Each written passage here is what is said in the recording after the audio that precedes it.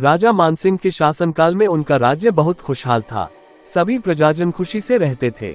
राजा का बहुत आदर सम्मान करते थे। सभी किसान खुश रहते थे। लोगों में जरा सी भी ईर्ष्या नहीं थी। सभी प्रजाजन भाईचारे से रहते थे। मानसिंह के राज्य में सुंदर सुंदर बागान थे, जहाँ तरह तरह के फूल खिलते थे। यहाँ अभयारण्य भी थे, जहाँ सुंदर सुंदर पक्षी पशु रहते थे।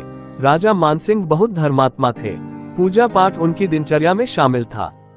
राजा मानसिंह ने राज्य में धार्मिक कार्यों का विशेष ध्यान रखते थे। राज्य में सब कुछ बिल्कुल सही चल रहा था। लेकिन कुछ महीनों से लोग डरे हुए थे। अपनी असुरक्षा को लेकर बहुत परेशान थे, क्योंकि राज्य की फसलें खराब हो रही थी। घर में सामान सुरक्षित नहीं था। जीवन जीने के लिए जरूरी चीजें भी नहीं मिल पा रही थी।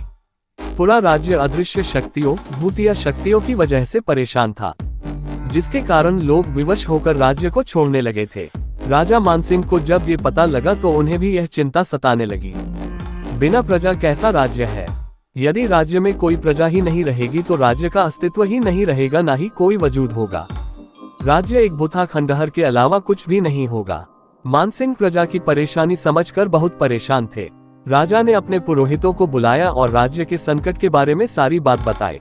ज्योतिष शास्त्रों का भी सहारा राजा ने लिया। काफी मनन करने के बाद ये बात सामने आई कि राज्य में कुछ अदृश्य शक्तियां, मोतिया शक्तियां जागृत हो गई है, जो जनता को परेशान कर रही है। इन भूतिया शक्तियों को राज्य से निष्कासित करना होगा या उन्हें समाप्त करना होगा, जिससे कि राज्य फिर से खुशहाल हो जाए। सभी ज्योतिष शास्त्र एवं पुरोहितों ने विचार विमर्श करके निर्णय किया। इस कार्य के लिए आश्रम के सिद्ध तपस्वी को बुलाया जाएगा। उनके मदद से ही इस वित्तीय संकट को हटाया जा सकता है। राजा खुद पैदल चलकर तपस्वी के आश्रम गए और उन्हें दंडवत प्रणाम करके राज्य में आ रही सभी परेशानियों और अदृश्य जागृत हुई अदृश्य शक्तियों के बारे में बताया। तपस्वी राजा की बात सुनकर उनकी सहायता करने के लिए तैयार हो जाते हैं। तपस्वी राजा को आश्वासन देते हैं कि अदृश्य शक्तियों को राज्य से बाहर निकालने में वह राजा की मदद करेंगे। राजा मानसिंह तपस्वी की बात सुनकर आश्वस्त हो जाते हैं। तपस्वी ने उनको वचन दिया है, अदृश्य शक्तियों से तपस्वी ही राज्य को बाहर निकालेंगे। सुबह होते ही पूरे राज्य में एक मधुर ध्वनि सुनाई देती है। सभी लोग ये सोच रहे थे कि इतनी मधुर ध्वनि कहां से आ रही है जो इतनी आकर्षक और मनमोहक है। सभी लोग आश्चर्य होकर से मनमोहक और आकर्षित करने वाली ध्वनि का स्रोत ढूंढने लगते हैं। लेकिन यह मधुर ध्वनि अदृश्य शक्तियों से बिल्कुल भी सहन नहीं हो रही थी। इस मधुर ध्वनि की वजह से अदृश्य शक्तियां परेशान हो गई और ध्वनि के स्रोत के पास जा पहुंची। जब सभी अदृश्य शक्ति है वहां पहुंचती है तो तपस्वी बांसुरी से बजाकर बांसुरी से इस मधुर मधुर ध्वनि को बजा रहे हैं।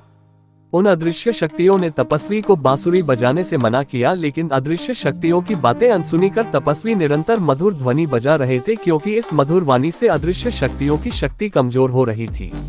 तभी सभी अदृश्य शक्तियों ने मिलकर तपस्वी पर एक साथ हमला कर दिया, लेकिन कोई भी सफल नहीं हो पाया, क्योंकि तपस्वी सिद्ध पुरुष थे।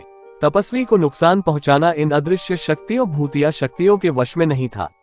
बहुत कोशिश करने के बाद सभी भूत हाथ जोड़कर तपस्वी के सामने खड़े हो जाते हैं और अपने अस्तित्व को रक्षा करने के लिए प्रार्थना करने लगते हैं।